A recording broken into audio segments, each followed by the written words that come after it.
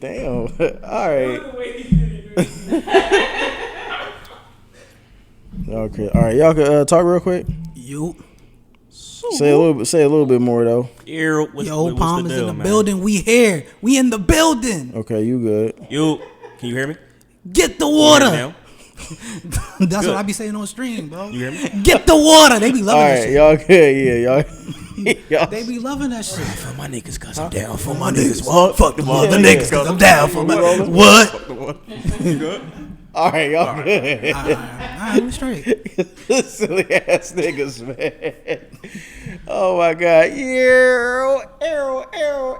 Arrow Jackson 1616, man. Creator and host of One Mic Stand. Of course, 1/3 of Sexual Stranger. Shout out to Singing Juice. What up? What's poppin'? What's going on? I'm back in Philly. I'm still in Philly. I'm back in Philly for another episode. Same house, different people. You know what I'm saying? We're gonna jump right into it again, man. Obviously, we have a different conversation because we have a different trio. We have a different duo. Right now, I got a couple of special guests on the show, man. Patreon supporters, Zoom supporters, One Mic Stand supporters, man. As they say, we here. I'm gonna let them go ahead and introduce themselves, and then we're gonna jump into the topic for today. All right, so I go by Palm, aka Short and Mighty, aka Mr. We Here, or whatever the case may be. You can follow me on Instagram at _Palm215 and twitch.tv/Palm215. We here. Social. Mufasa, man. Dom. You can follow me on Instagram. What is it? Mufasa0106. Big Beard Moo. Bike Life Moo. Moo 1,000 Jobs. You know I'm around. Man. Yo, man, I'm happy to have y'all in the building, man. We chopped it up for about 90 minutes, damn near 2 hours before we actually going back to filming and recording and everything, man. I want to just first of all thank y'all for coming on the show. You know what I'm saying? You done been asking me like, yo, Jack, when you gonna do this shit in Philly? You gotta do one in Philly, bro. You gotta do one in Philly, bro. Let's be correct. People been asking too in the Zoom call, like, when y'all gonna do Philly? Palm and Mufasa need an episode. That's you know true. What I'm saying? We just been waiting. You know what I'm saying? That's true. It's been a long time coming, bro. Yeah. And I told y'all I was a man of my word. I told y'all I was like, yo, I'm gonna do one in Philly. I promise you, I'm gonna do one in Philly. I just gotta, you know what I'm saying, set the table correctly, make sure the timing is right and everything like that. And now, as you say, we here, right? Yeah.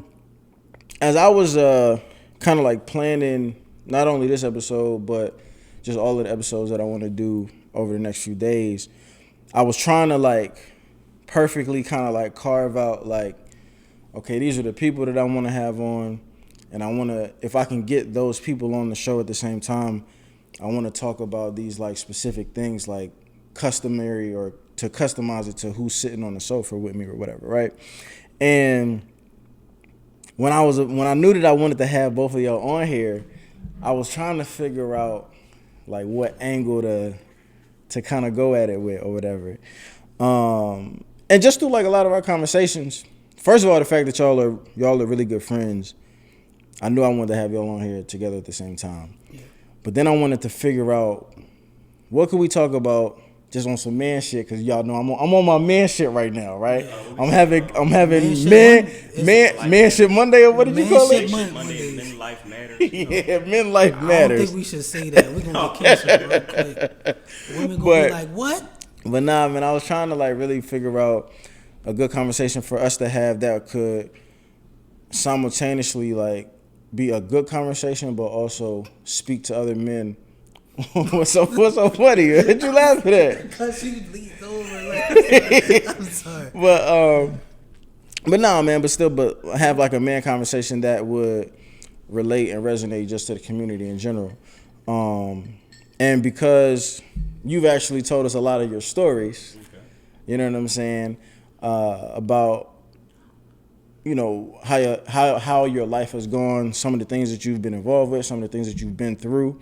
Some of the things that you even say that you've grown from, reformed from, even if you wanted to use that word or that term, to who you are now, I felt like that's a great conversation to have because the contrast in my opinion, I'm a guy who never lived a lot of the life that you have told stories about. But here we are, two adult black men still feeling like they've grown from something to something else, but two totally kind of different paths, but we kind of, I feel like we still relate though. Right. Like, you know what I'm saying? And just being black, what I want to talk about, let me just say that first. What I want to talk about is coming from a non-street guy. Why do we really like look up to, respect, revere street niggas? Even though the age-old tale or phrase is if you in the street, you only gonna get out. Dead or in jail. Exactly. Right. And I feel like, and I asked you before, I was like, you know what I'm saying, this is what I want to talk about. And I asked if you had ever lived that life, and he was just like adamant, like, nah. Like, and he was saying that y'all two have kind of gone back and forth and maybe had conversations like this, you know, in private prior. Yeah. So I feel like you would also be kind of a good contrast, Yeah. you know what I'm saying, with this particular topic.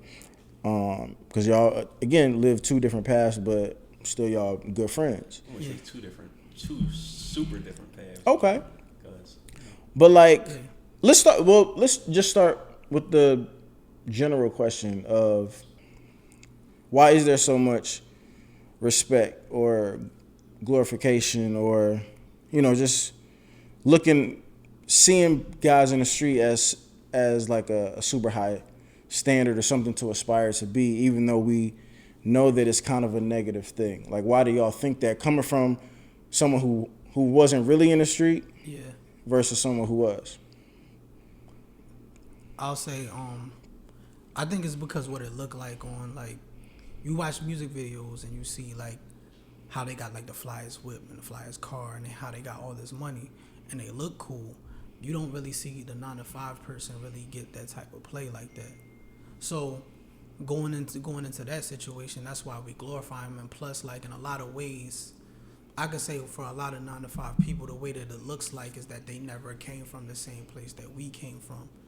So because you don't see that on the screen, you don't know if they come from the same type of place, even though they really may have come from the same type of place. But you know that the person that's on the street, somebody that's in a music video talking about the streets, that they actually been through that. They've been through some of the same stuff that you've been through. So you feel like, oh, like, that's cool. But at the same time, you see how they are. You see the life that they're living. You're like, oh, damn, this shit looks cool. The 9-to-5 person don't really look that cool. Like, cause when I was growing up, I seen a 9-to-5 person like just wearing like suit and tie or janitor clothes or whatever the case may be. But we all come from the same place. So I just feel like in a lot of ways, I just think that it's like the way how society shaped it. That's why people don't really respect the 9-to-5 person, and they respect the street person way more, because it's like, this person came from where I came from, or whatever. They came from where I came from. They came from the struggle. The 9-to-5 person, you don't really think that way, even though they are. But you kind of, I don't disagree, but like, all right, if me and you are from the same place, and I take the street route and you take the 9-to-5 route, who's the one who don't know that you came from where I came from? Like, because it sounds like you saying like people maybe outside of the culture can't tell the difference, but some people, because I look at it like this, because I feel like I'm the person that's in the middle.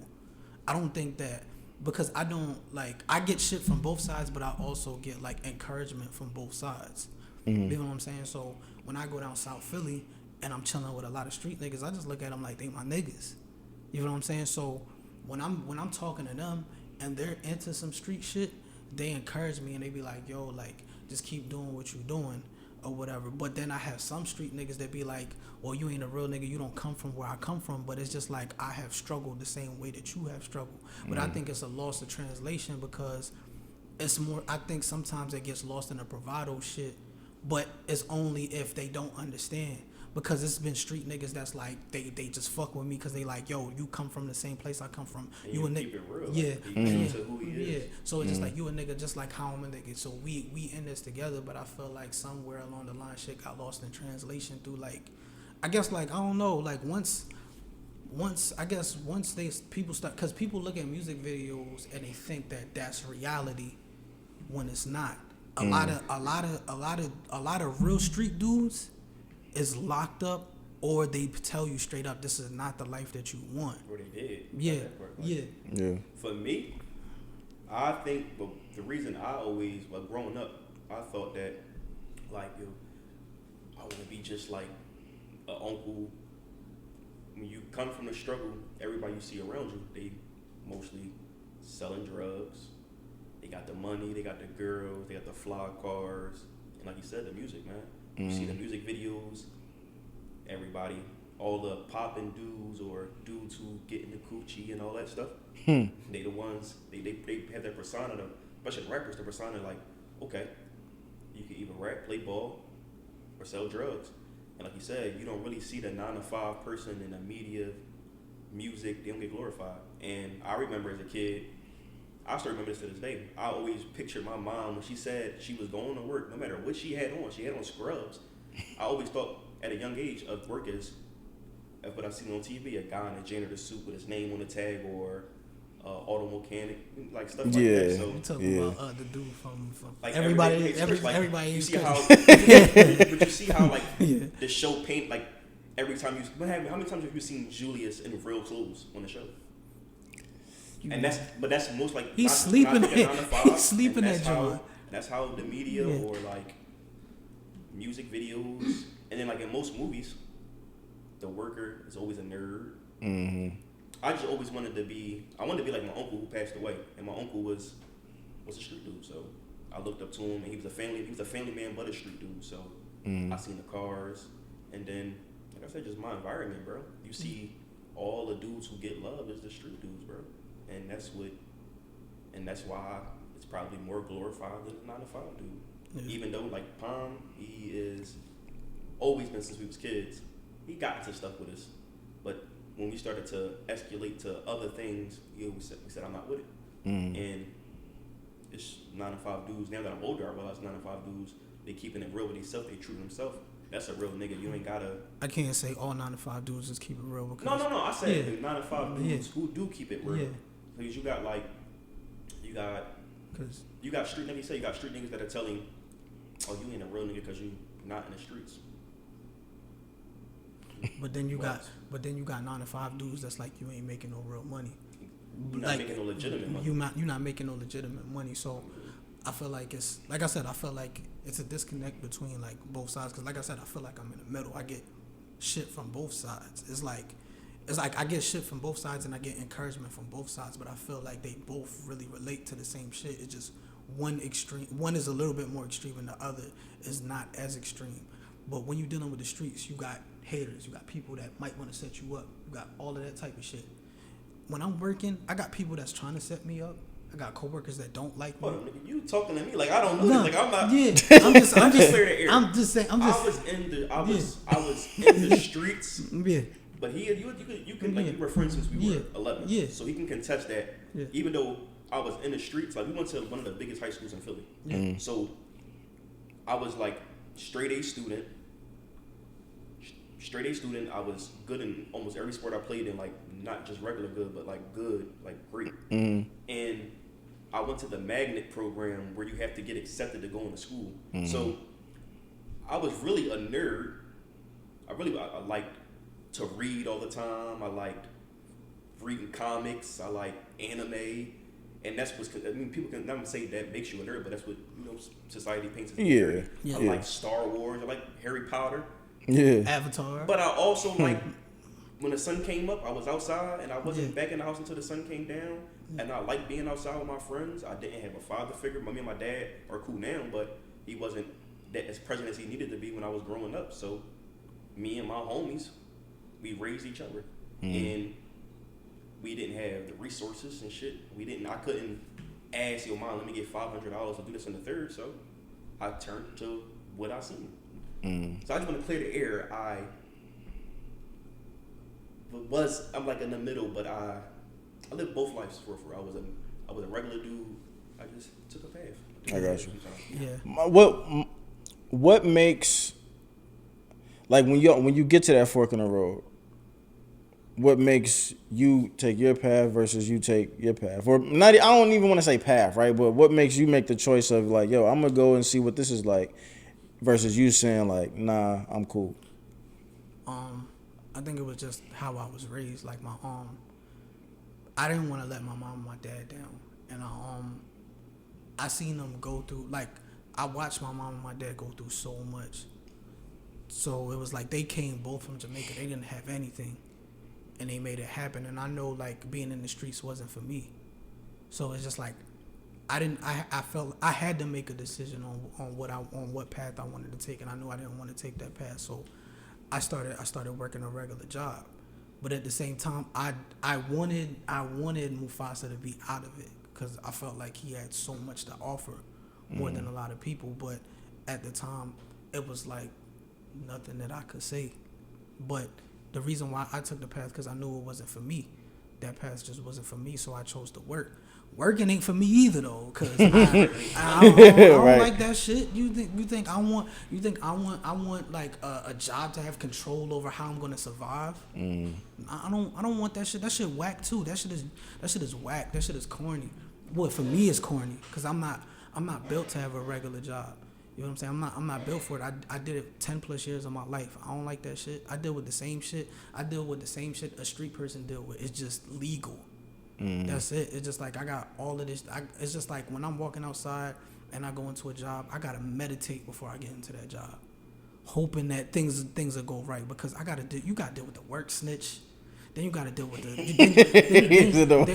gotta deal with the work snitch, and then you gotta deal with the manager that's fucking bitter as shit because like the block leader. Yeah, I mean, you gotta deal with the manager that's not, like, I guess, content with life and can't really be himself. So he mad that you're doing shit outside of work or whatever the case may be, trying to get you set up to get fired. It's a bunch of dumb shit that you gotta deal with. But it's just, but that's why I feel like in a lot of ways we all relate to each other, so we should never be against each other. I don't know where the divide happened, because it used to be street niggas and work and people that worked 9 to 5s respected each other. It was equally respected. I don't know what went wrong. Well, I don't know if I have like really a lot of credibility to speak on it, but I think a lot of the disconnect is like money has always been valued, but it's like that shit is on like steroids now. You know what I mean? To where, one, I feel like people will do anything for money, but then like the people who may not do anything for it and they don't have as much of it, they kind of get shamed for not having as much of it. Yeah. You know what I'm saying?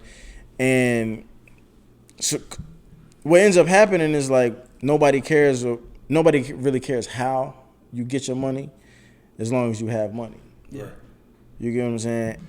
And if it's like 90% of the people with that mentality, if you're one of the person who don't have money, people is kind of looking at you like you crazy, like what the fuck is wrong with like you? why you ain't making no extra moves to get Yeah. You know what I mean? And I think that's got to be a lot of the disconnect, because like that's really a loss of respect. Yeah. You know what I'm saying? If I'm over here getting massive amounts of money, however I get it, and you working a 9 to 5, working for somebody else when you could be doing what I'm doing and living how I'm living, like why would I even respect you? Because all I respect is the money. Yeah. And if you don't have it, like I'm not gonna respect you either. Another part, like, so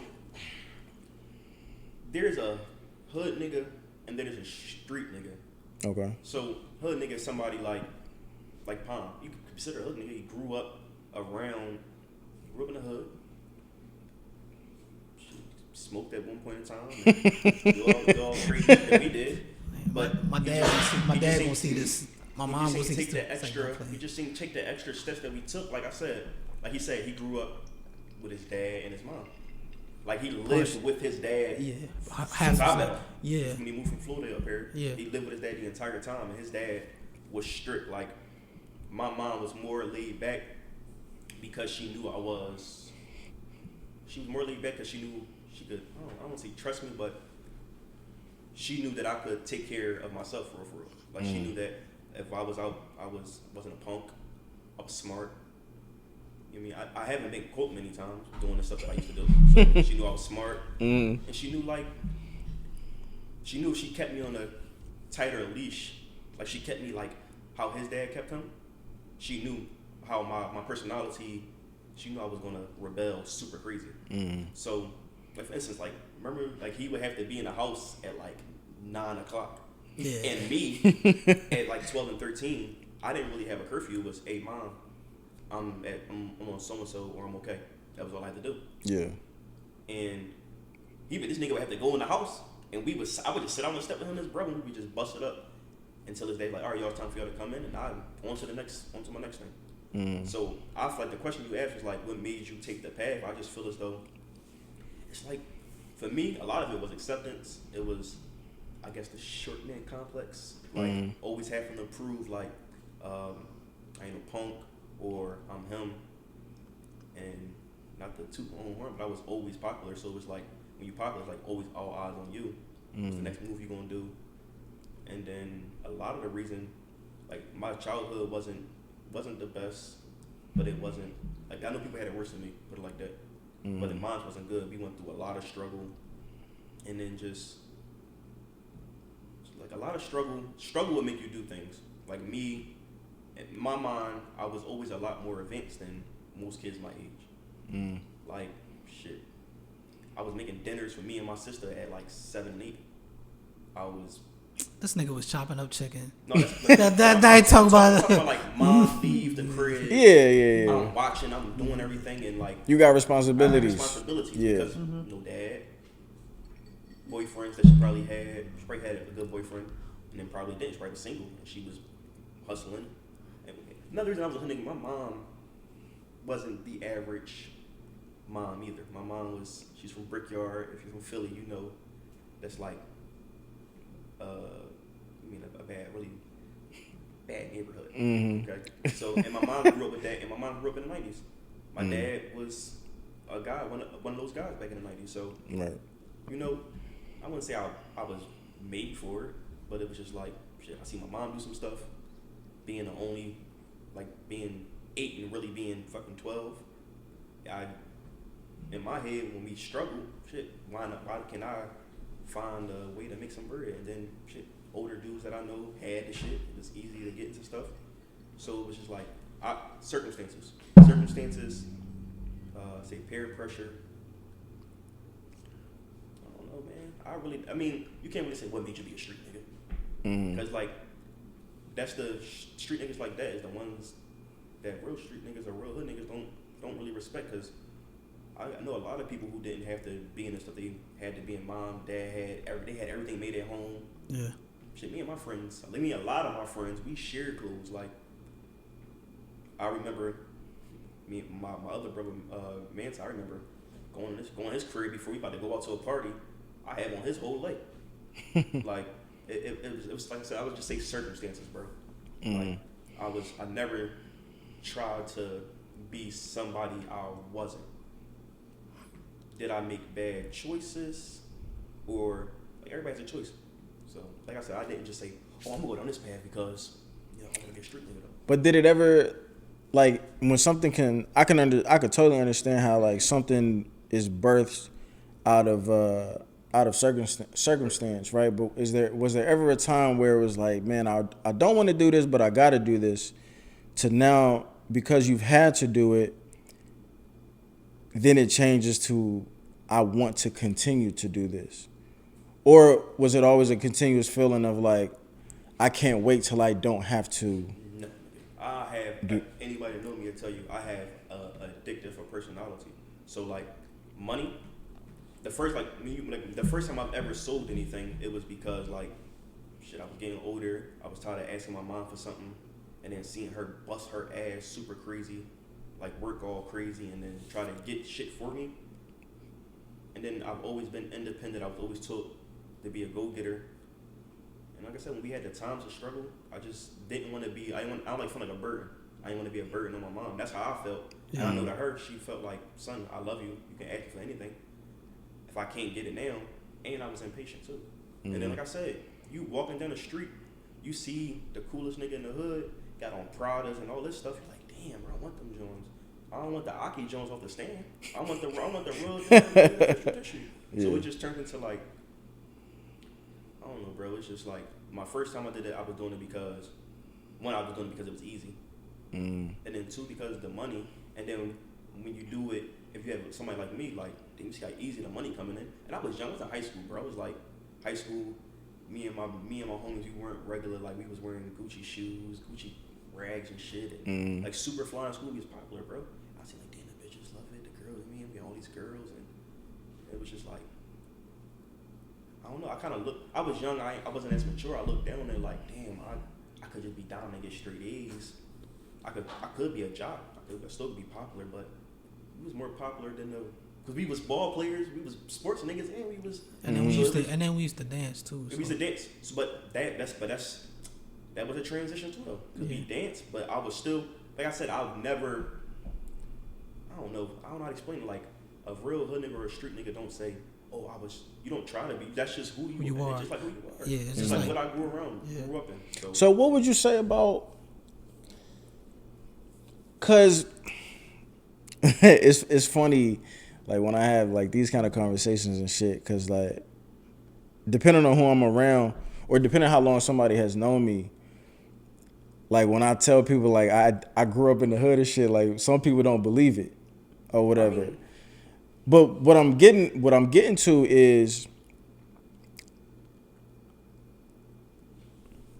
you was like, you say circumstance, but it might not always be maybe it's household circumstance. Let me say that, as opposed to your environment circumstance. Because what I was gonna say, like even with y'all comparison, and I can like throw myself in there where I could probably relate to you a little bit more, is where like I grew up in I told a story. I don't know if y'all was on there, but I've told stories where when I was like maybe 6 or 7, me and my mom, you know what I'm saying, we lived in not the greatest neighborhood in St. Louis, and I had a birthday party, like a sleepover, and a couple of my homies and shit from school came over in the hood to the apartment, and we heard gunshots that night.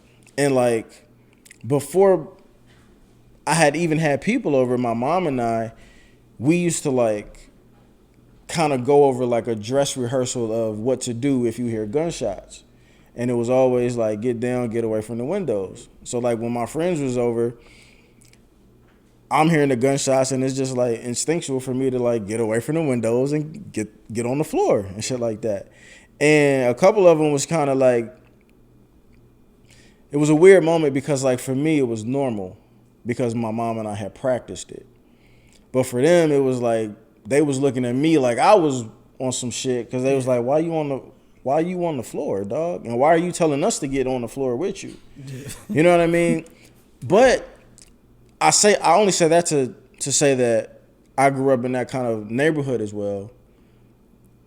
But for whatever reason, my mom, I feel like, was maybe able to keep me from making that choice, or, you know, getting tempted to the point where it's like, you know what, let me skip baseball practice. Let me go see what's going on at the playground or around the corner or in the corner store or something like that. Yeah. And when I think about it and when I have conversations like these, I wonder how much of it was household, or how much of it was just maybe like me just maybe knowing that was, I wasn't old enough to say like, oh, this is me and this isn't me, but maybe I was just subconsciously just, I don't know, like maybe not wanting to go. I don't know. It's hard to put it in words. I think it's because, like you said, you and him relate a lot more. Even though your dad didn't live with you, y'all was close. And he still, like, you can call your dad, and your dad can probably tell you, if you got in trouble, your dad can tell you something on the phone. I didn't talk to my dad. So it was like, my mom tried to compensate for me not having my dad in my life like he was supposed to be. She tried to compensate with that with being the cool parent. Gotcha. And gotcha. I wasn't an angel. I was very manipulative when I was a kid. I would lie. I would tell her I was one. So I don't even blame it on my mom because my mom didn't even play. Like she didn't play. She was cool to an extent. She was still a parent though. It wasn't like, oh, like I said, I didn't have a curfew. I had a check-in curfew, and most of the time she knew Palm. She knew everybody I hung around with. Yeah. Like everybody where we from, mostly all my homies call my mom either mom or Aunt Pam. They don't call her Miss Pam or nothing. They call her auntie. Because like that's how. And then if I went shopping and Palm was with us, my mom took him clothes shopping. All my friends were like that. So it was like she was a parent, but at the same time, it was me too. I made the choices I made. It was circumstance. It was not having a strong father or male figure in my life. It was the shit I seen around me, and I think it's all about your makeup. Like my mom didn't really have a strong how I said it, a really like perfect household growing up either. Either than my dad didn't know his dad like that. I lost my grandmother. My dad lost his mom when he was young, so he turned to the streets. So you got two people who have a kid who never had parents. My mom had me young. She didn't know how to be a parent, really. So it's different. So my mom basically was growing up with me. Like she was learning, she was learning shit as I'm learning shit. Right. So, I mean, it's different. Like, I don't know, but I hear you talk about your mom and dad, but they were together for a long time. Like, didn't they get divorced before? Like, they was never married. But they were together. They broke up. They was together for some years. But how old, like, but you were like old enough to know like dad was in the house with mom? Yeah. I never got to experience that. It was always just me, mom, sister. That's all it was, and it was always me seeing my mom go through stuff, and me just having your mom cry to you at a young age. And like I said, I had a lot of responsibility young. I wasn't the average kid, bro. I wasn't like they be riding bikes and want to go to the park. All right, we can go to the park and ride bikes, but I want to go talk to some girls and get into some stuff, and I want to do a lot more. I want to do things. I was more advanced, bro. That's all I can say. I was more advanced. Me seeing my mom cry so many times, and then like I said, bro, you watching movies. Paid in Full is my favorite movie. Nigga. You seen H go from the cleaners to the beamer, bro. Like, right? You know what I'm saying? Yeah. And that's another thing. Did your mom let you watch the state props? So you older than me too, though. My mom, she was actually pretty lenient on like music and movies and stuff. But what she would do, she would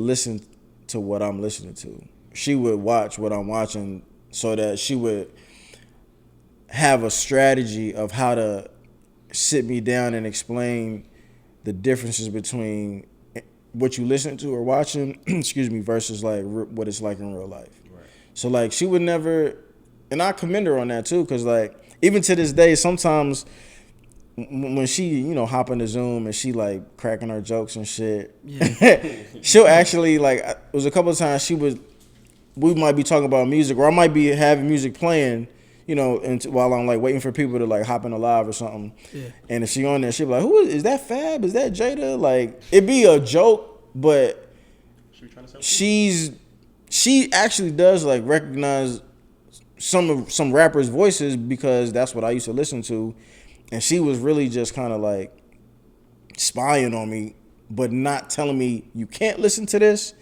I just want to know what you're listening to so I could know what kind of conversation to have with you after you're done listening to all of the killing and the fucking and the drug selling and the, you know what I'm saying? Like everything that you listen to. Yeah. Cause I think that is, cause both of y'all kind of mentioned like music and stuff like that, right? Yeah. I do think maybe what sometimes is missing is the understanding of all of the kids in the hood, whether you in the street or whether you're not, differentiating like what's real and what's entertainment. You know what I'm saying? Based on the things that you watch and based on the things that you're listening to.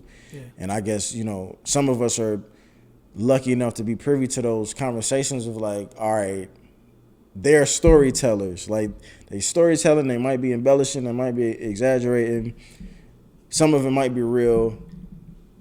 But I just want you to know that like, that's they can't possibly be like really doing this on a consistent basis because they're still. That, though. Like I don't gotta. I'm gonna say it again. It's gonna be like my motto for the episode. You don't say, all right, I'm gonna wake up and be a hood nigga. Like I had the same conversations, your mom and dad. This is wrong. This. You shouldn't be doing this. You shouldn't be selling drugs. You shouldn't be doing this. What you watching on TV. And like she told me, most of these rappers wasn't like that. Yeah. How old were you when you watched your first like drug dealer movie or a hood movie? I couldn't have been that old because Boys in the Hood count? Are you talking about like a drug dealing, like a... But hold up, for the record, so my black card don't get revoked. Nah, it was Boys in the Hood is a hood movie. I mean, like drug. But you talking about like a come up, like a Scarface, Scarface or something like that. I do not like Scarface, but that's a whole different. Whoa, that's a whole different. I do not like Scarface, This man. man about to get canceled. I don't. It's super cheesy, dog. What? It's super. No, don't say nothing else. No, listen. I'm gonna defend it because what I will say is, I saw Scarface when I was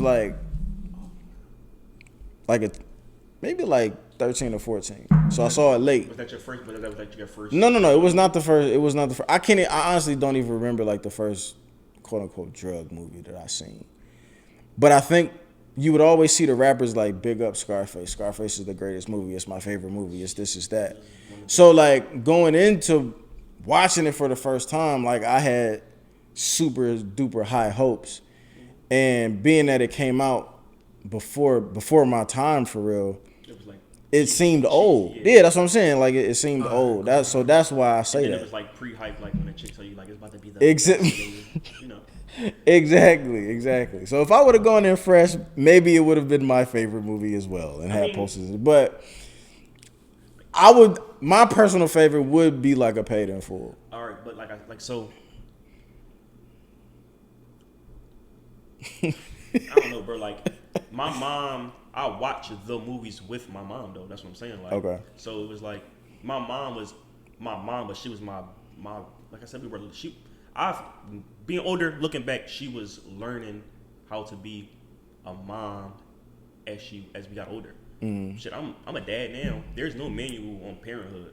Mm-hmm. Like I'm learning every day. I'm learning with my son now. So I can just imagine her having 2-3 kids and trying to do it. And she was young, bro. And she was trying to figure out, she was trying to transition as well. She was still in the streets and she was working hard, going to school and doing everything else. So, and then a lot of the time she didn't know if I was watching something or listening to something because she was at work. Mm-hmm. But that's most people in the hood. Yeah. You mean? Yeah. And it's just like I said, I remember seeing Paid in Full young. I was young. I remember seeing Scarface young. I remember I knew line for line Friday by the time I was like 7, bro. Like I'm be real with you. On DVD and movie days, that was like the movie we put on How High and stuff like that. So I was able to do a lot. I was able to do a lot more than he was. Like his dad was, no, you ain't doing that, or oh no, they gotta get out and don't have people in the house. And I think a lot of the reason why he didn't turn out like how I did is because he had his dad like on his ass like a black father should be, and he instilled that fear in him. Like, damn, a lot of Israels like, well, listen, bro, I ain't doing that shit with you, Don, because if I come in late, my dad gonna be right. You mean, and vice versa with me, it was like I'm gonna set the record straight, and this was something that I found out like when I got older about my dad. When I got older, because I didn't know until my mom said something. My dad was legitimately a street dude. Mm-hmm. I didn't know that. Don probably picked up on it. I knew the nigga was a street dude. Because like for Joe some scared the hell out of me. because for some reason he is very intimidating. He ain't even, bro. He would come in like if they snuck us in the house. He would come in. He wouldn't even say nothing most of the time. It'd be like, all right, pop him out, bro. Like my dad, dad was scary as hell, I knew I didn't find out until like I started working at the same airport job my dad used to work at, right? So then my dad, like one of the coworkers used to work with my dad, and he told me like, yo, your dad don't play that shit. Something wrong. He was like, yo, something might be wrong with your dad. I was like, what you mean? He's like, my dad was like the manager there. He said that something happened and the dude came to work drunk. he said he whispered something to dude, and dude started crying. A grown black man started crying. I'm like, what the fuck? And then I was just like, what? At first I didn't believe it, but then as like I talked to my mom a little bit more, and I started to get to know my dad. My dad never told me the things that he did, but after what my mom was telling me, I started to see like, dang, like my dad was really like that. But it didn't mean that like I watched my parents struggle. I watched my mom try to stay like. I remember watching Dave Chappelle stand up, and he was talking about he was living in a good area, but he was broke as shit. I remember that. That's for the record. Yeah. You can also contest to this. I probably moved 15 different times growing up. Yeah, I lived in a suburb. Yeah. So I've lived in both areas. Yeah. Just to get the record. Yeah. So I watched my mom try to give me and my brother a better life, and watch her struggle a lot. Like try to stay in this uppity ass neighborhood I fucking hated. I went to a white school for a little bit. Like 90% of the people were white, and it was just a splash of us black dudes in there. And then we went back to Florida, and it was all black people there. And then I had to move to Philly with my dad because my mom was trying to figure it out. My mom was working as a nurse at a living job, and when the patient died, her job dies too. So like her job is gone, so she's trying to figure it out. So my mom was like, I need y'all to live with y'all dad. So living with my dad, I watched my dad work like a whole lot of hours. I watched my dad hustle and work a whole lot of hours. But my dad never sat down and talked to me like that. He'll talk to me here and there, but it was nothing really concrete until I got older. Some things stood out and some things, but it wasn't like I couldn't asking my dad like how to talk to women and stuff like that. My dad didn't know how to really be a parent at all. He never had his dad in his life, and his mom. My dad was raised by his grandma in Jamaica, so it's just like he had to really figure it out. And for me, what else kept me on the straight path is my younger brother. I had to really be like the soldier that was taking all the arrows from my younger brother. I didn't want to become a street dude, even though I had a situation. I'm gonna tell you who it was though. But I had a situation where one of my homies had a kid, and when he had a kid, he was like, "Yo, I need you to sell this shit for me, and I'll give you something back." Should I keep going? Yeah, keep going. Yeah. So he was like, "Yo, I'll give you something back." So what he gave me was crack to sell to somebody. He was like, "Yo, dude gonna pull up around the corner or whatever. You serve him this, and he gonna give you this amount of money." Or whatever. Dude pulled up around the corner. Picked me up in the car. I told him my name was like Antoine or some shit like that. This nigga was in the car, had missed teeth. He was like, yeah, the last thing gave me like, it had me throwing up and this, that, and the third. And I was just like, look, man, are you gonna buy this tonight? He's like, yeah. So he gave me the money, and I'm like, damn, I'm getting all of this. So then he gave me something. He was like, yo, and I got the taste of what it felt like, but I still felt like that shit wasn't me. So I just left it alone, and I just was like, I was busting my ass to be like the biggest influence that my brother could see, and I funded my brother, and I made sure my brother wasn't a regular worker at all. Like my brother right now, like he's super successful at what he does, and I felt like I had to be that in a lot of ways because my dad had to work and hold the house down.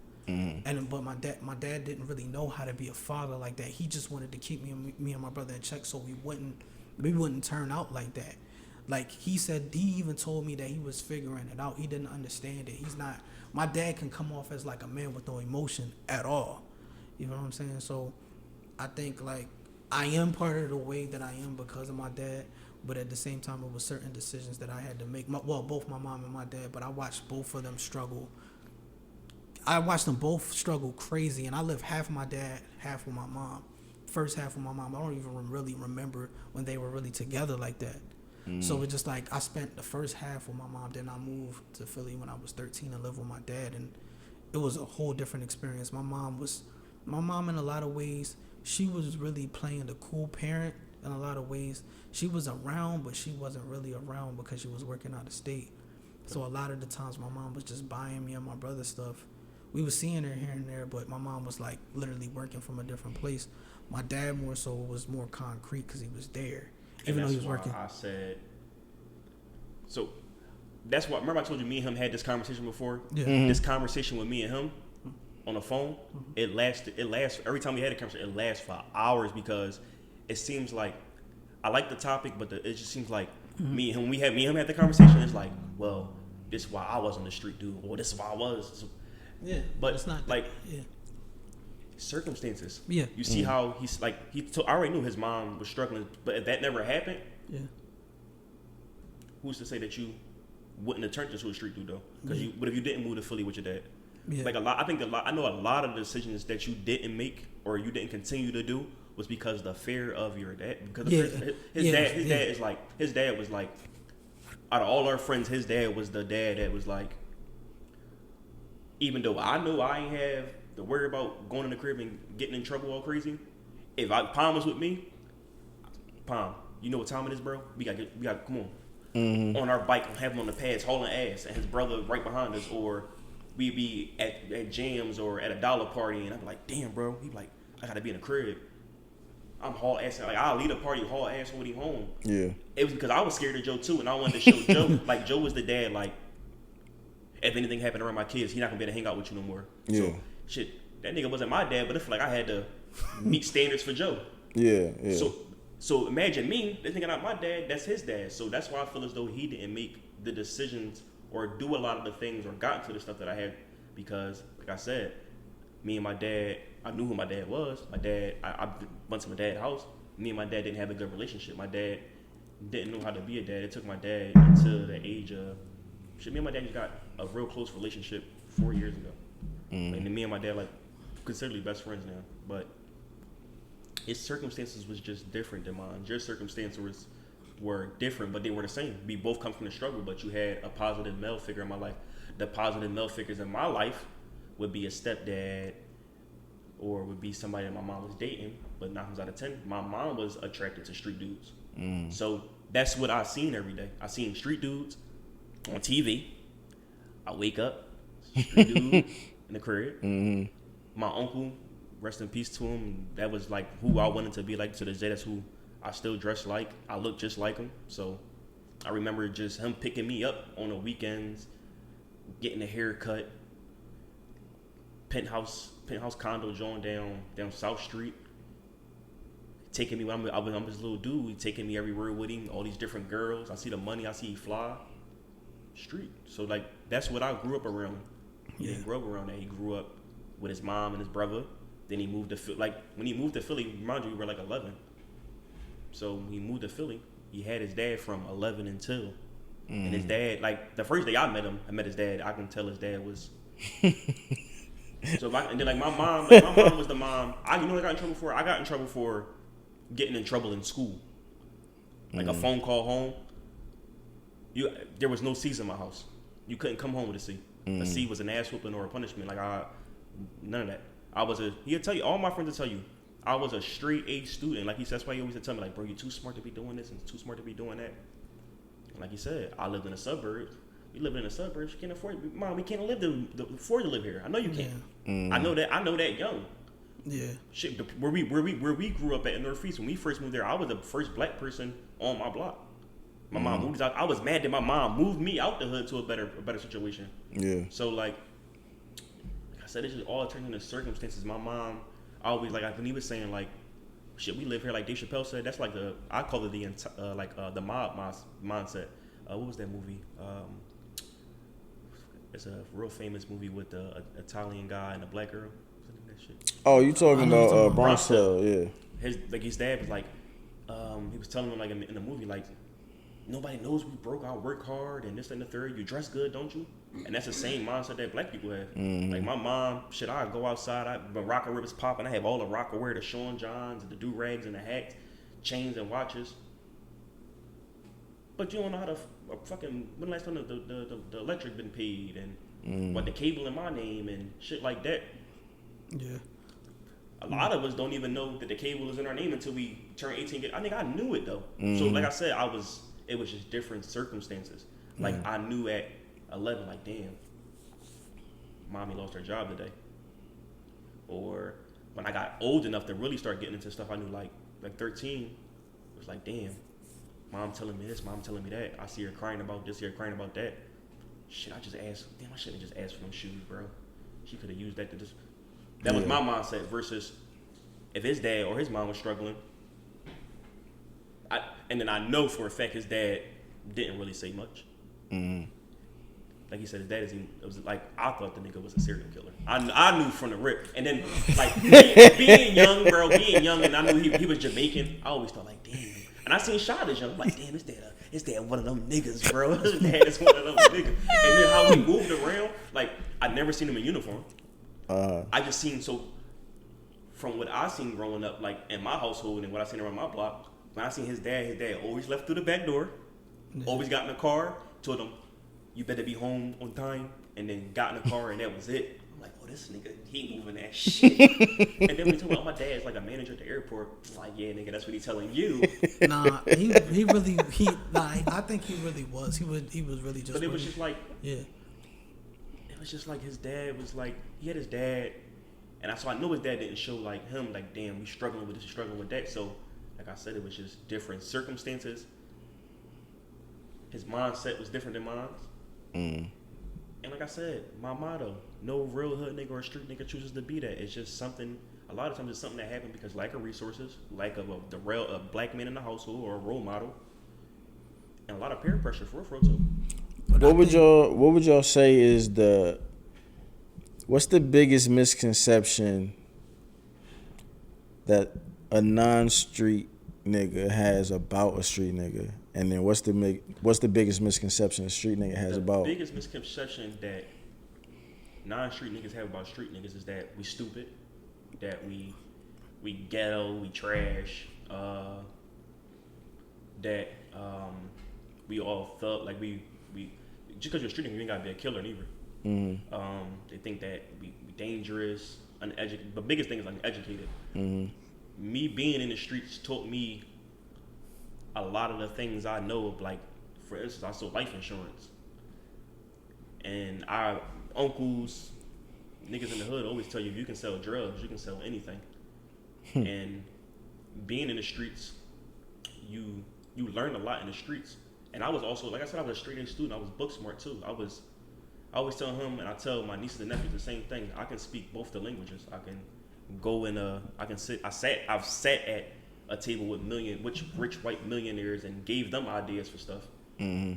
And then I also, in that same event or ceremony, I turned around with the black people in the joint. What's up, my nigga? We chilling, bro. You just talking to these niggas telling us in the thing. So I can turn it on, I can turn it off. So that's one of the biggest misconceptions is that we stupid, we criminals, we lazy, we don't really want to work hard for nothing. Shit, I don't know. Because I'm not, bro, I'm not a street nigga anymore. I haven't been a street nigga for a long time. So, like, I'll be 28 this year. I really changed my ways and, like, started leaving a lot of stuff alone when I turned 18. I lost one of my closest homies. Like, his name, my brother Bub. It was like, when we lost him, it was bad, bro. Cause he was like, no matter, like, we would get in the shit, niggas be shooting, get jumped, run from the cops, nigga never got caught. Always walked away from situations where he should have been dead without a scratch. So to me, I look up to him a lot because, like I said, all of me and my homies, because we didn't have mama be at work, most of us didn't have dad in the house, so no dad in the house, mama at work, we all raised each other. Yeah. I mean, so it was like, when he died, he was like a big brother, and I looked up to him, so when he died, it was like, damn. And that was the first person that, like, I grew up with. No, not really, because whichamacallit died, but it wasn't like real close. They was like, yeah, we knew him. Right. He was cool. He was in the park playing ball with us, but it wasn't like my man that I cried with. We shared Leos and shit with each other, like, struggled with each other. Yeah. So when he died, it was like, damn, big bro really got killed. Yeah. And that shit, it divided the Northeast too, because everybody used to be at the park all the time, and when that shit happened, nobody showed up at the park no more. So it's just like, when that shit happened, it was like, damn, like, everybody went to his funeral. Everybody was like, damn, like, so it was kind of like, what we gonna do? Nobody goes to the park no more. It just caused one big divide. But I could say the biggest misconception when it comes on to being a 9 to 5 person is that they think like you a bitch, or they feel like they can get, like, some people feel like, some street dudes feel like they can get over on you, or you ain't never struggle, or you don't gotta go through some of the same shit that they go through. And it's like, but you do. But we go through a lot of shit, the same shit that somebody from the street go through. And I think what's dope about Sorry, bro. Yeah. I'm getting my right size shoes, y'all.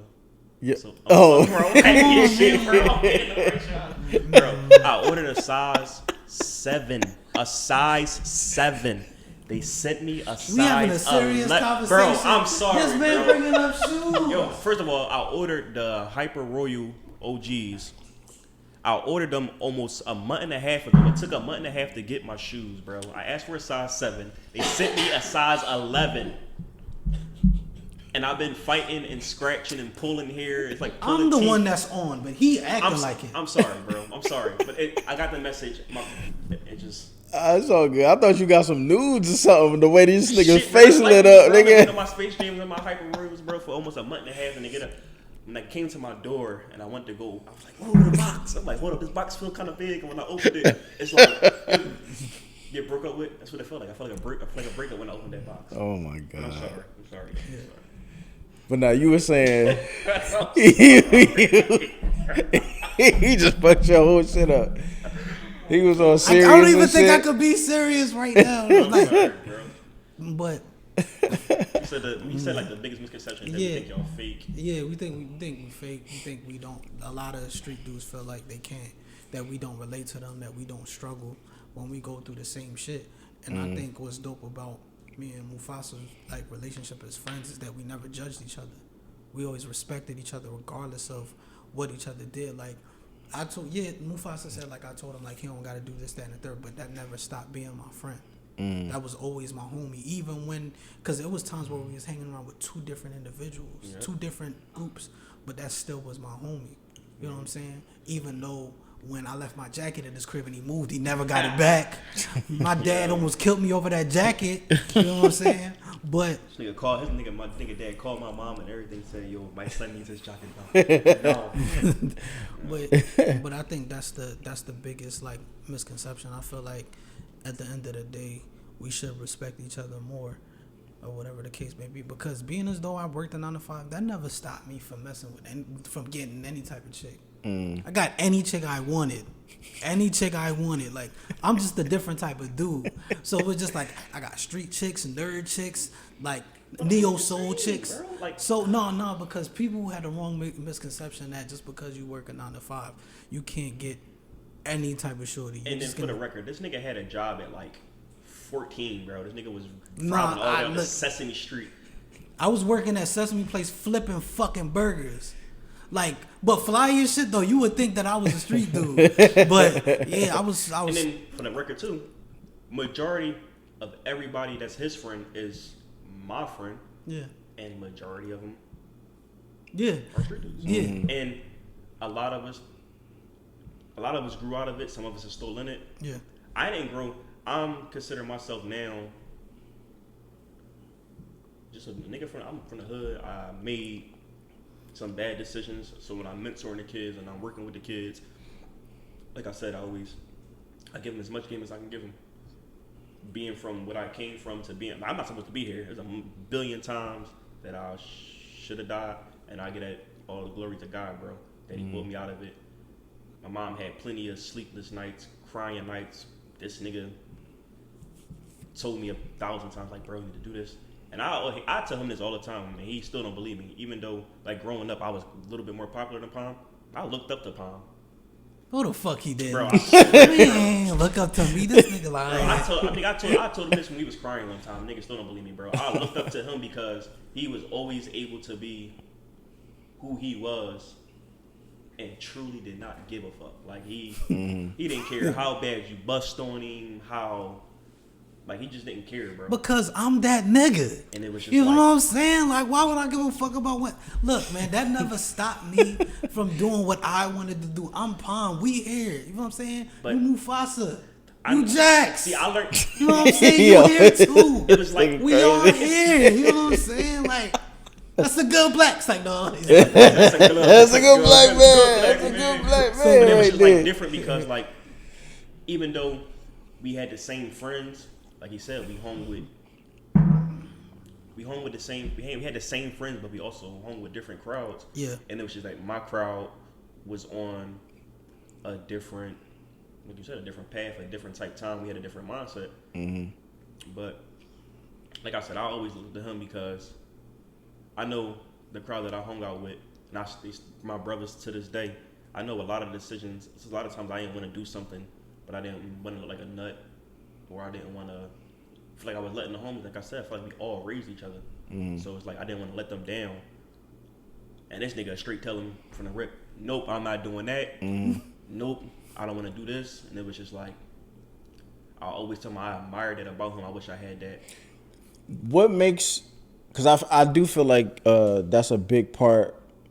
I think that's just a big part of black culture is like the loyalty piece, right? Or sometimes it's just not even. It's like perceived loyalty, almost as if like you feel like you owe someone,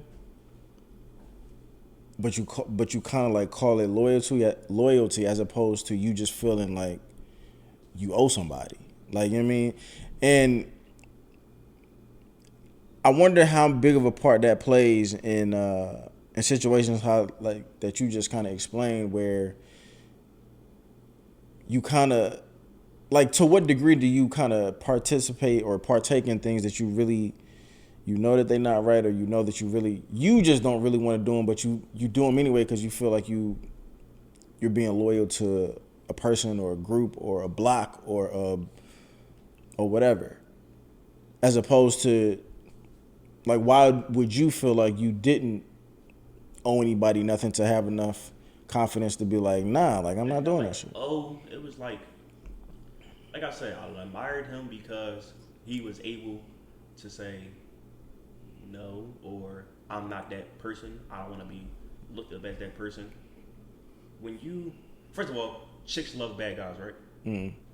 Good, like you said in the episode, good guys finish last. Mm-hmm. So I really started getting into the streets when I got like older in my teenage years, because you see the things that comes with, like I said, the movies, so I seen the cars, I seen the hoes. I'm like, okay, the niggas were getting money, and then I was showed that, all right, shit, she won't let him tag because he doing everything I do in school, and he's considered corny, but I'm cutting classes in the third, and she want me. I'm not saying him as I'm not. I'm just saying like. Period. Yeah. I was that dude, so you know. so for the record too, the nigga cut class with me. The nigga did a bunch of Joe, you're watching, and Pon was cutting class with me. Bro. Nah, he know. No, one time, fighting with me and all that stuff, bro. So it was like it wasn't like he was super cool. Yeah. I'm not trying to come off as like that. I did some wrong shit too. But I could say, damn, what was the question again? I'm sorry. He was just talking. I was just saying like, I was saying that because he had mentioned how he admired you because you could just be like nah, I'm not doing that, and not really feel any. I don't know if I'm gonna say guilt, but not feel any guilt by basically saying like, nah, y'all go do that. I can't do that. When you feel like they y'all raise each other, because you said that. Yeah, I could tell you why though, and this is gonna be fucked up, but it's the realest shit. When I was younger, when I was growing up, the way that like my aunts and like my uncles treated me, I was the fucking outcast. Mm-hmm. So in a lot of ways, it's fucked up because for them, I felt like I wasn't good enough. After a while, I just started really rebelling and being like, fuck y'all, I'ma be myself. Mm. That became like a superpower for me.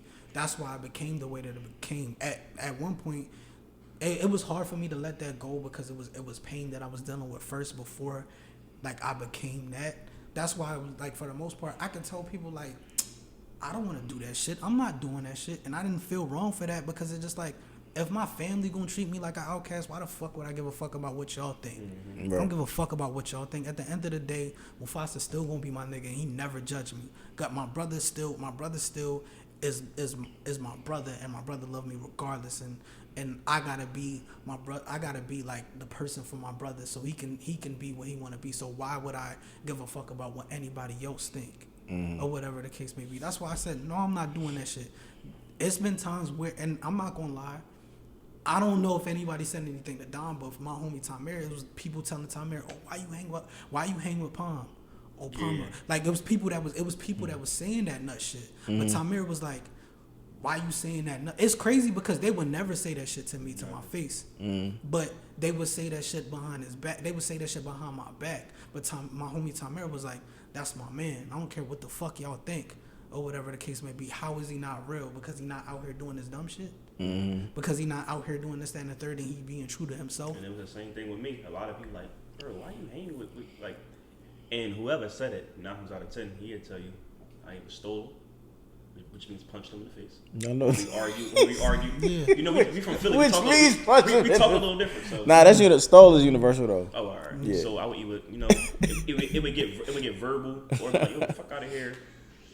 But then on top of that, but versus Top Mirror, when they got around him and tried to be all fake and buddy, but I'm like, bro, fuck me, cuz like nigga asked him to send a third, so it was just like, yeah, like I said, bro, that's what I admire about it. He really was like the goofball in the hood, like he was like super funny. Soon as he seen you, the first thing he was doing was busting on you. He don't care how fly you was, how pretty you was, and that was the dope shit about me, but that also was like the downfall with certain chicks too, because I didn't know that certain chicks like me. But then I was out here just busting on. I was out there just clowning them. I don't give a fuck how pretty they was. I was just saying something. He was himself. Yeah, that's what I admire, bro. He didn't have to you. put on a facade like, oh, I'm tough, I'm this guy, and people still fuck with him. And that's what I always admire. Like it seemed like, I don't know if it was a mind thing with me or like you said, feeling like I owed my homies that. It was just like I always had to. No, but I will say what I did admire about Mufasa though is that like, even though he hasn't, like, it's certain things that I know that that certain shit that he didn't open up to me until later on in life. But I knew all along some of the shit that he was going through. But I admire the fact that like he just never gave up. Like I feel like, and this is me being honest, I feel like Mufasa is resilience. Cause like I don't watch him lose everything, gain everything, lose everything, and gain everything right back. And it made me a little bit more confident that when I lose something, I can always get it back. When I was at my lowest, he was there multiple times. You know what I'm saying? And he always been resilient, and he always got it done. I don't know how some of the times I'd be like, damn, man. Like, he's like, yo, I just landed this job, this, that. He was just like, yo, I was fucked up for a minute, and then he'll find his way back. And that's what I admired about him. And it made me hustle harder. It made me want to work harder. It made me want to be a better person, because I seen my dad work his ass off. And then I see Mufasa work his ass off, and it made me be like, damn, like, if he could do it, I could do it. I just gotta believe in myself. And he was always confident. Some of the times I wasn't always confident in myself. I was confident with being myself, but I wasn't always confident with like my passion or doing the things that I wanted to do, or whatever the case may be. But he was always confident, and that's what made me confident within myself, because I seen him be resilient. I seen him never give up, or whatever the case may be. That's why when certain people ask me like, yo, like, why couldn't I date this type of chick, or damn, like, why couldn't I be with this type of chick? I was like, because at the end of the day, if I lose everything, are you gonna switch up on me and act like I ain't shit? You know what I'm saying? Because he seen me go through it. Yeah, so. I seen him go through it, or whatever the case may be, and I seen certain people stick with him when he didn't have anything, but I saw people act like he didn't exist when he lost everything at the same time.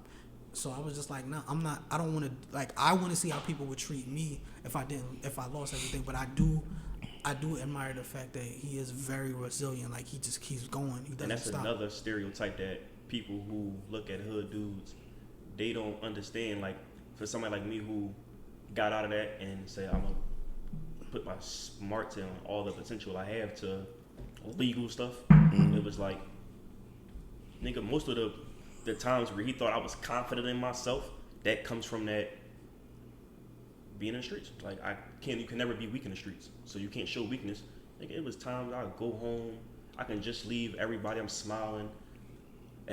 Difference with me, I can have $25,000 in my pocket or $25 in my pocket. You can't tell. I'm the same person. But I go home, nigga, all that resilience and all that shit was out the door, and then that will to, or if I ain't get this job, I'm definitely getting that job. That was shit, being outside on the block doing something like, damn, bro, I ain't get none of this shit, none of this pack off, bro. And if you're trying to figure a way to get there, having that mindset, and that's what a lot of my hustles I do now, my legal hustles I do now, that's where it comes from. It comes from that mindset that I know if I do this that way, so and so gonna like it, they gonna buy it. And it was just like same thing with getting jobs. Shit, I tell myself I can stay on the block for 5 hours and make nothing, nigga, I'm gonna spend 5 hours on the internet, on Indeed, filling out all these fucking applications, and I'm gonna keep calling this job until they tell me yes. So it was just like, I don't know. It was just a switch, bro. I got a question, like, because you speak of your experience, like, in the street as, like, kind of an added bonus because it's part of your repertoire. So, like, you have a son. If it's an added bonus to, like, your repertoire, it's almost like now that you're past it, you're thankful for the experience because it kind of gives you, like, a double threat almost, right? So how do we raise our children to have a double threat, but also wanting to raise them to not have to experience some of the things that maybe that you've experienced that you may not want for your child? Because I am the double threat. He gonna see me. My son, he'll tell you when he at my house already at 1 year old, he's trying to do everything he sees me see out. He's gonna want to talk like me. He already, like I said, I can have my vape in my hand. He wants to play with the vape. I play in the game. He wants the controller. I'm wearing the headset when I'm playing the game. He wants to wear the headset. And like I said, I didn't get close with my dad until I was 28. I didn't close with my dad until I was like 24. That's when we started the our relationship. So he's not gonna have to wonder like, damn, what is it? I was really trying to find what it was like to find myself. That's another reason a lot of young black men get in the street, because they're trying to find themselves. And I'm looking on TV. I'm looking at my environment. I don't know who I am. I'm trying to get in where I fit in for the time being until I found myself.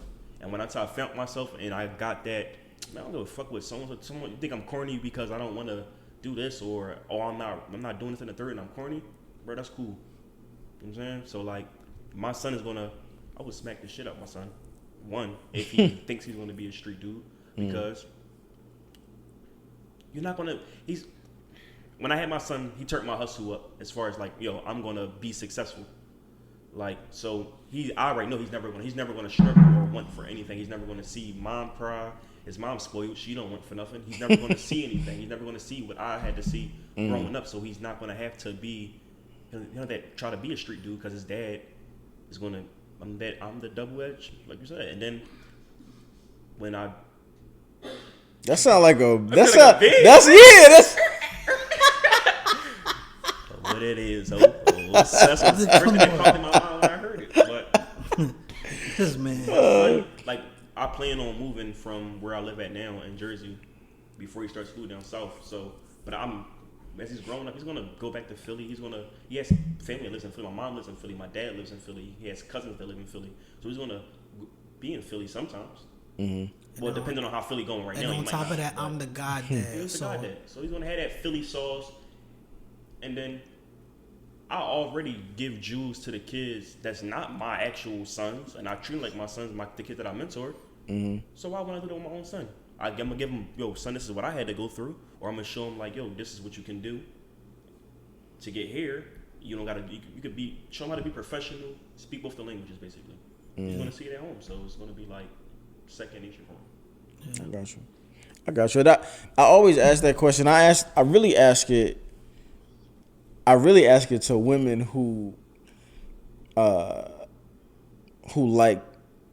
prefer. Let me say that, who prefer guys who do have experience on both sides of that. And I'll say I asked y'all, like, what's one of the biggest misconceptions? One of my biggest just like misunderstandings has always kind of been, how do you gain the dual experience if you chose to never live the other path? Like, how, like, okay, so I don't know if you remember when I was like asking, like, would you rather have like a 100% corporate guy, 100% street guy, or 50-50 of each?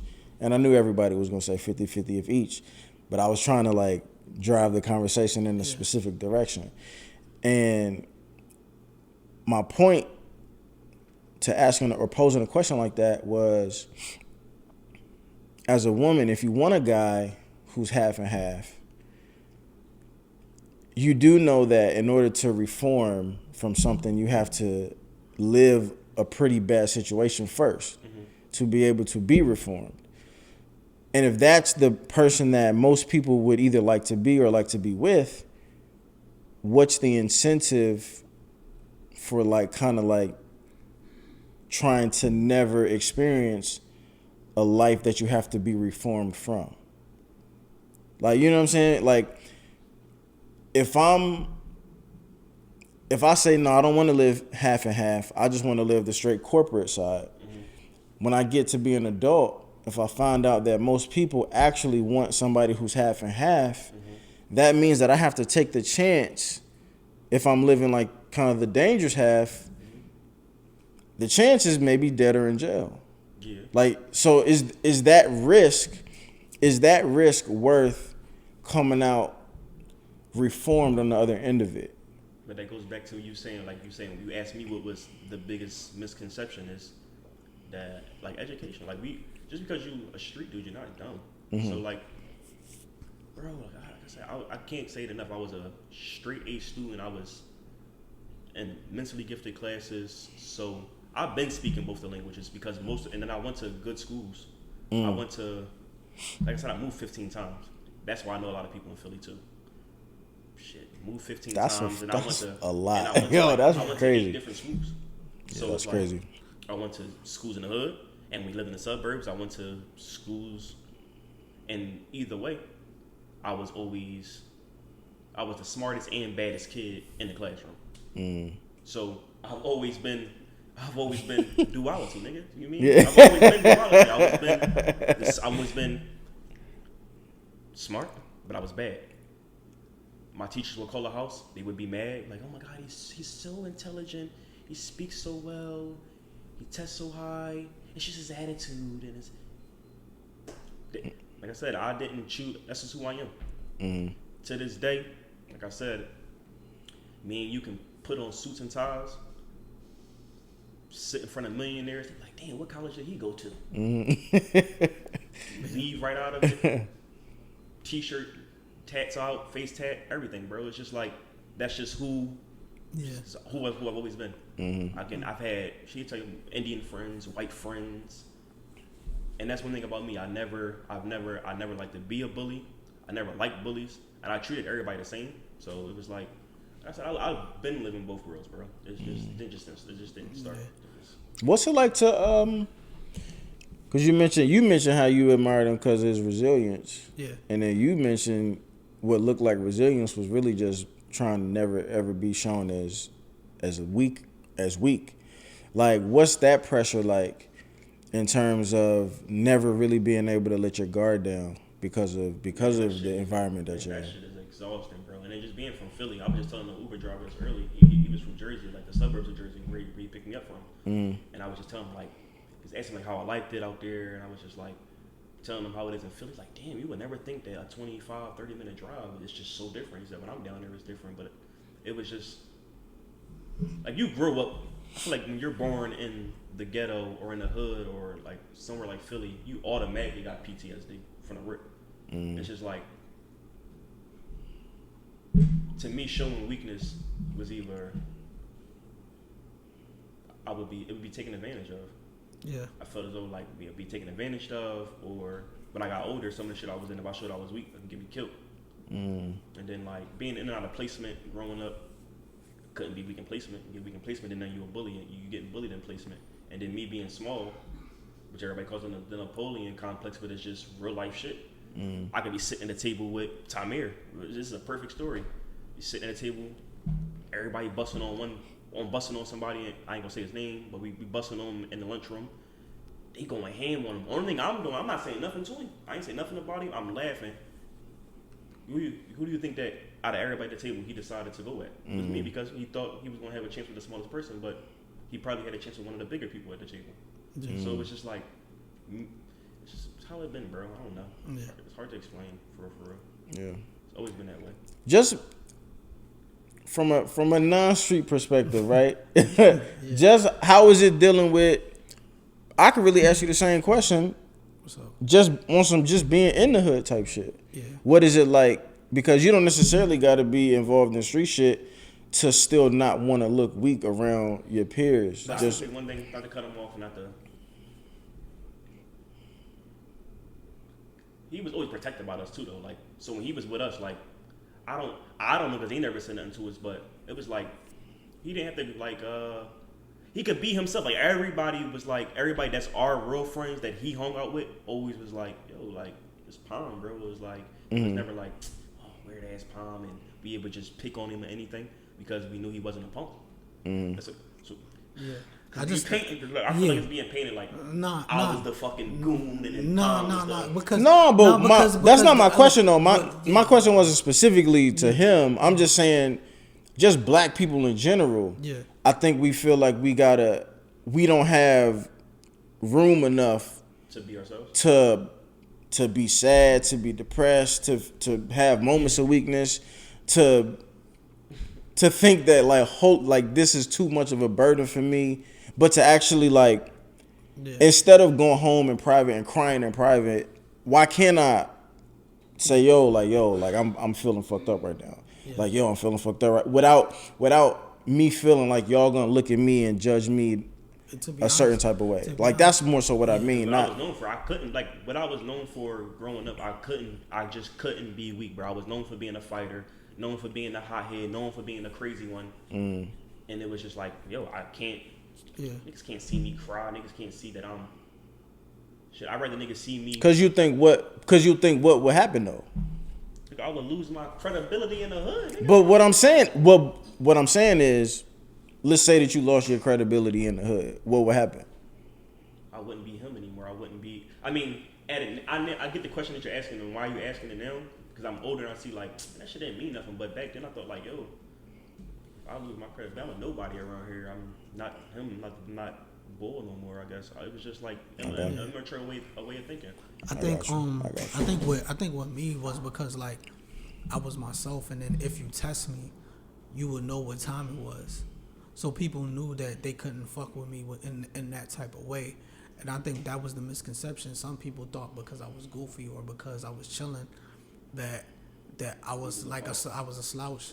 And it wasn't until like I showed somebody one time and then everybody started respecting me. Mufasa said it. He was like, yo, when you fought so-and-so, you know what I'm talking about? And you fought so-and-so, and everybody started respecting you. I called it so-and-so hype. Yeah. Like, yo, bro, I heard you was fucking so-and-so. So, but at the same time, like, I feel like I'm good wherever I go. Like I said, like I step into any room and I feel comfortable because at the end of the day, it's the way that I carry myself. I feel like this, and it ain't to be no cocky shit. If you don't respect me, you don't fuck with me, something wrong with you. That's how I feel like. It's just like, yeah. So it's just like that's just what it is, and that's what I carry. So a lot of people that do, like. And I'm not trying to toot my own horn. I'm being completely honest. When I step into a room and I fuck with you and I fuck with certain people, you're going to elevate. I know my superpower is bringing the best out of people.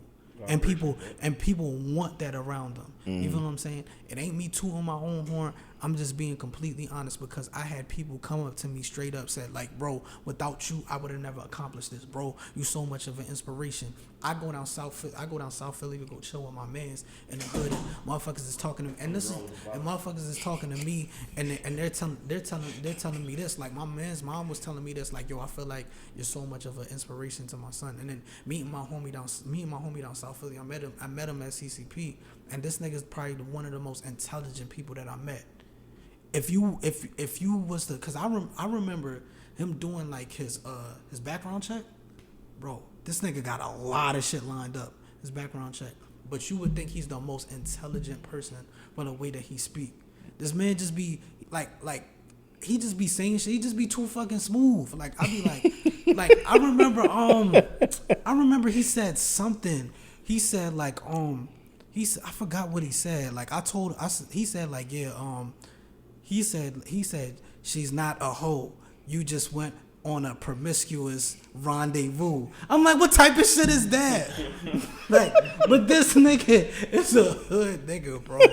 Like, that's what he said. But like, that just goes to show, like, when I go to anywhere that I go to, I feel like I can relate to any and everybody in any room that I step in. Like when I was working at the airport, I was talking to whole doctors about certain shit, and they was putting me on the game, and they like, damn, you seem like a smart person. Or when I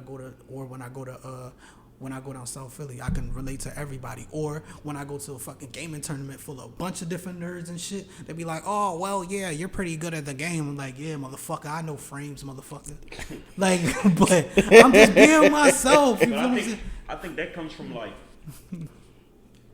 just like the labeling that we do within our own community, because yeah, I do all the same. I can do the same exact. That's why we best friends. Like I game like he game. I know the terms and frames and I hang with everybody too. I'm the person when I work at a job, I'm cool with everybody in the job. I'm cool with the weirdo boy that work in IT.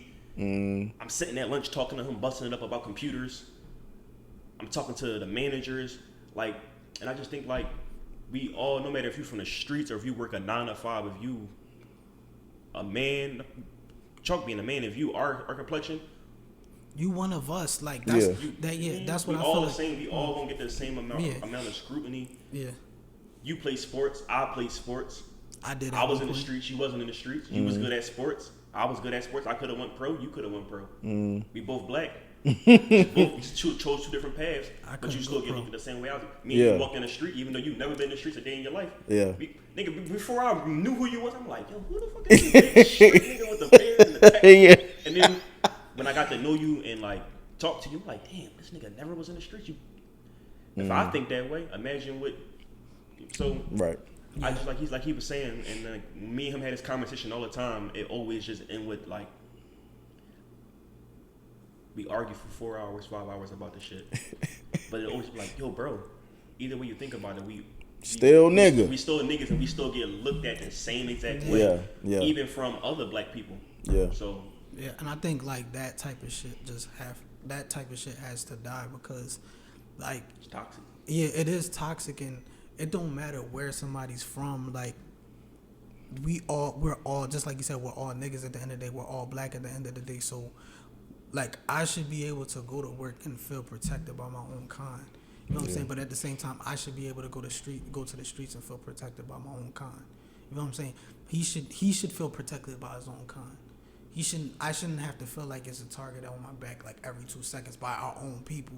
You know what I'm saying? It shouldn't be this misconception. It should be more unity, because at the end of the day, we're all trying to survive. And at the end of the day, we're all trying to elevate and survive. That's all that we're trying to do. So when I work a 9 to 5, it's hustling still. You know what I'm saying? I gotta work hours on hours on hours on hours. I want for my kids not to work a 9 to 5. That's why I'm trying to get out this shit. That's why I'm trying to have multiple businesses, do multiple things. So when I do die, I can leave my kids with something. And not only that, I want to do it the right way. So whenever I do die, they can be like, damn, Palm really lived, or Palm was an inspiration. You know what I'm saying? I grew out of certain shit because I didn't necessarily, like, I could have been a person that was known for selling drugs, or I could have been a person that was known to fuck all these females, but I don't want to be that. I want to be something bigger than that. I want to change shit. I want to be able to stop all. I'm just being honest. I want to be able to stop all of this shit that's going on, like this whole division between black men and women. Like I want us to really come together. I don't want us to hate each other. Like I seen my mom and my dad go through it, and I haven't seen a black couple yet in person that really been together and stayed together. I haven't seen, like, there's too many times where I seen street dudes and corporate niggas go at it or whatever, and in these movies, like, oh, like even Baby Boy, he told his mom, why don't you get yourself an L7 boyfriend or whatever the case may be.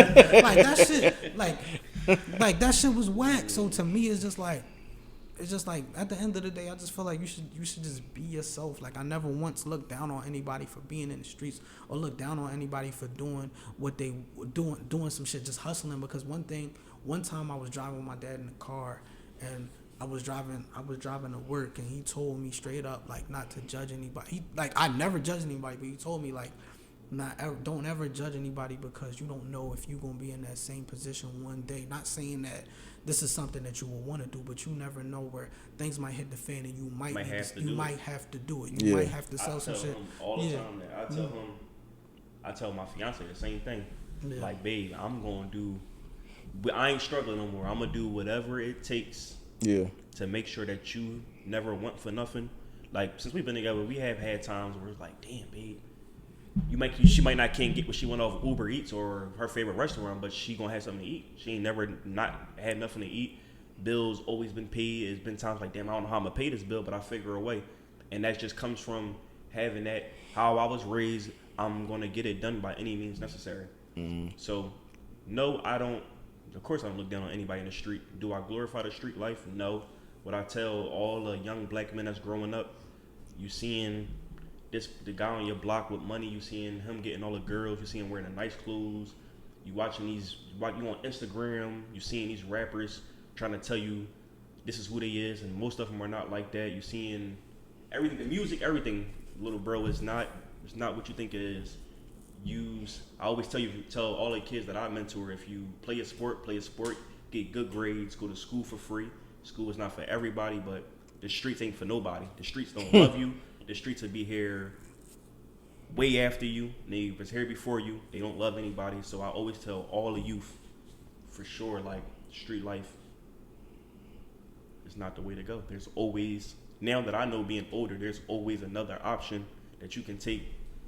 There's always, my excuse was, nobody loved me, I had nobody care about me. There's somebody that loves you and cares about you. It's probably that teacher that you're giving hell to. It's probably an aunt and uncle who you don't think is so cool that's telling you the right thing, and you're just not listening, man. Oh, I should have been dead a long time ago. Shit, this nigga got this shit together. Nigga should have been dead with me. So I just say all that to say, like, I'm living proof that you can go from one path to the next. I ain't fucking rich, but I'm far from broke, and I'm here. Shit, we here. We here. Shit, this man said, if I gotta die, my man dying with me. Because I'm down for my niggas. Well, shit, man, I'm gonna end it on that. These niggas ended it with we here. Yeah. We is here. We was here. We talked, and we chopped it up, man. This was a great conversation. A little bit different than what I usually do, but I enjoyed it, man. I'm glad we could chop it up. I'm glad I finally got my episode. I need another one. We need something like where we can really talk about some things. You can talk about some things. Yeah, but I appreciate it, bro. Like, being just like going from this sex with strangers and seeing you do all this. I'm super proud of you. As black men, we don't give each other our flowers or show love. I love everything that you're doing. I'm super proud of you. I'm glad that I subscribe to everything. I gained a family with this shit, bro. Y'all got me through a crazy mental health patch during the COVID. And I appreciate you, bro. We ain't growing together. I love you, man. And I would do anything to see you succeed in this shit, bro. Thank you. Yeah. Thank you. I feel the same. Before I can say before the pandemic, I was going through depression. I was going through a whole lot, and I was trying to figure it out, and I felt like everything was moving so fast, and for a minute I felt like I lost myself, like I didn't want to go nowhere. I was just like I was going through a lot, and I forgot who I was in a lot of the times, and I forgot in a lot of ways how big of a personality I have until like I started listening to your podcast. You know what I'm saying? And then going on there and being able to express myself, I'm like, damn, I still got it in me. Because before I thought like I didn't have it in me no more. Yeah. I thought like, damn, I'm just the super awkward person, and then to realize, no, I'm not that. Like I'm still me. I still got my, like, lack of a better term, I still got my power in a way. You know what I'm saying? And to see what you're doing, and you're doing something that's so unique and it's your shit, it's dope. That's why, to me, I feel like you are that nigga. This is dope as shit. And to be a part of it, like, this is a blessing. Like, I'm looking forward to more. And to be honest, like, everybody in the Zoom call, super cool. And to be a part of something like this that I didn't think that I would be a part of means a whole lot. Man, this shit is inspiring. Yeah, bro. it's definitely super inspiring. It's definitely inspiring, and it made me go hard at what I'm doing on Twitch. And it's also like I also opened up on Twitch and talking about a whole lot, and just giving my personality to the point where people like really like, yo, I really fuck with you. You know what I'm saying? So I was just like, yo, like you inspire me a lot to do what I'm doing now, to 100%. And like I just appreciate it, man. Like, for real. Thank you. Yeah, nigga, we appreciate you, bro. Thank you, man. One mic stand, we appreciate it all. Yeah, don't sell it. Thank you. Don't sell it. Don't sell it. I don't wanna see it 10 years from now. It's 2 mic stands. This white dude like interviewing Beverly and shit like that. Nah, man. This need to stay all black And you forever. also give me something every Monday and every Friday, guaranteed, something to look forward to for the last almost like 2 years now. Shit.